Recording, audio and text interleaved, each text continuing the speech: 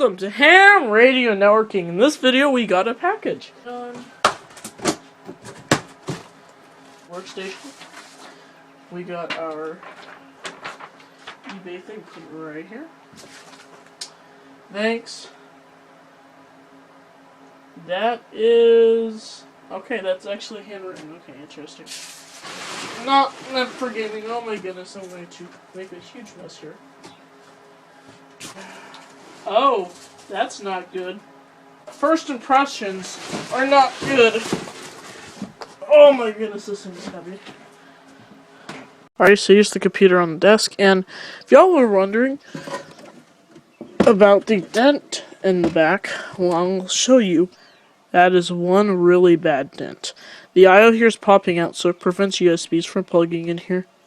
Luckily, the Ethernet port works. I haven't tried the audio, and I don't use Serial, but this is a really big indentation.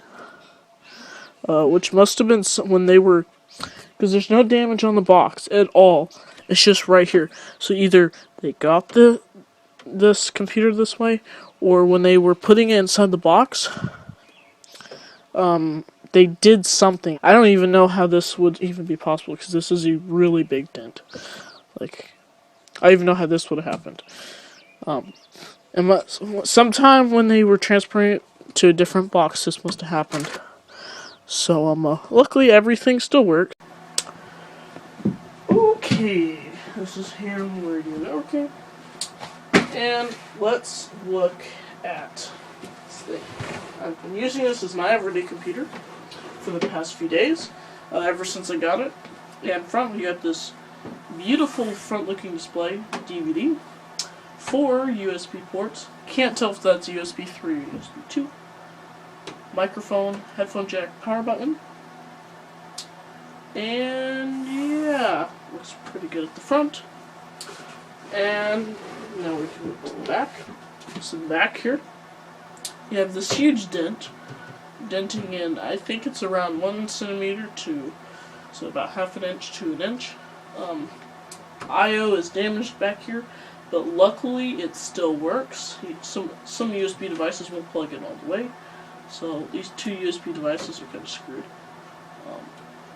But at least everything still works. So we got 4 USBs. A friend of mine said that there's USB 3.0. We have mouse and keyboard jacks here. Those are old style. Ethernet, I know it does at least gigabit.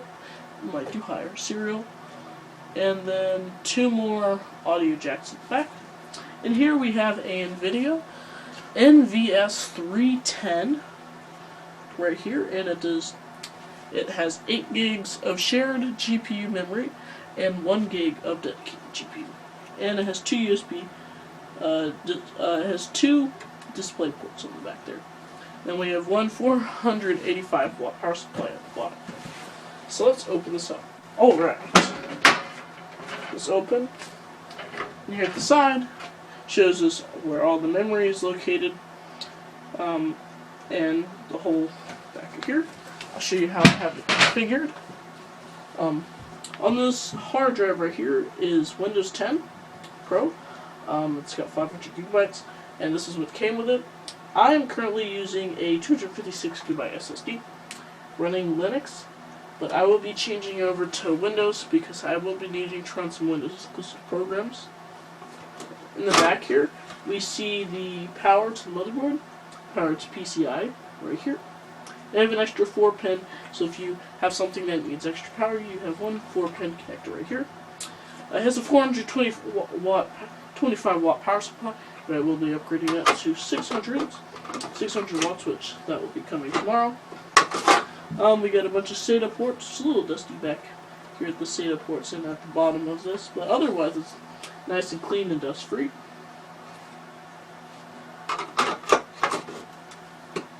This is the GPU again, NVIDIA NVS310. Right here is the Intel Xeon 2667 V3 8-core 16-thread CPU, which works pretty well. And it's got a fan right in the middle, which is pretty cool and nice. And then if I take this DVD player out, we can have access to the RAM,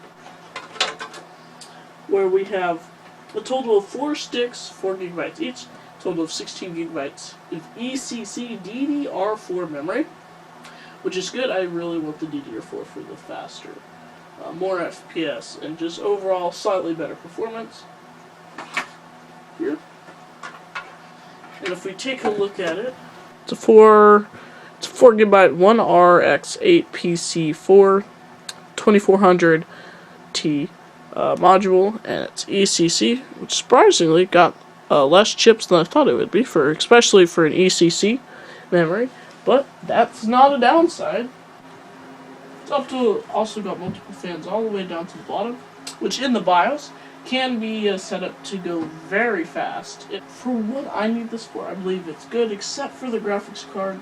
I will be getting a 3060 here very soon. I wanted to go switch it over to the computer. And here we are into the popular operating system of Windows. So looking in the task manager, CPU usage is 7 to 4%. Sometimes it's like 1% when it's doing some background processes and stuff like that for right now. GPU is handling everything fine, 0% usage. HDD, well, just because it's an HDD, we see it's got 466 gigabytes of formatted capacity. Memory, it's running at 2133 megahertz, and it's 18 gigabytes committed, where we have 12 gigabytes available, 15.9 gigabytes. And looking at the CPU, we have the Intel Xeon CPU E5-2667V3 at 3.2 gigahertz, 8 cores, 16 logical processors, aka threads, 20 megs of cache, and it's a virtualization CPU as well. And I get a score of around 35,000. Submit.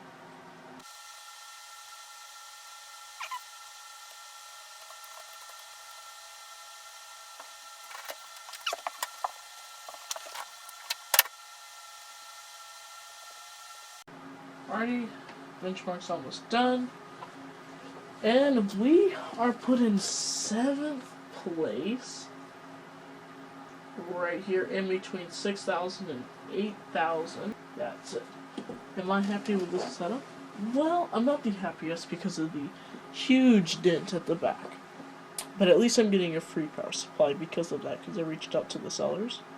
They were happy enough to send me a free power supply.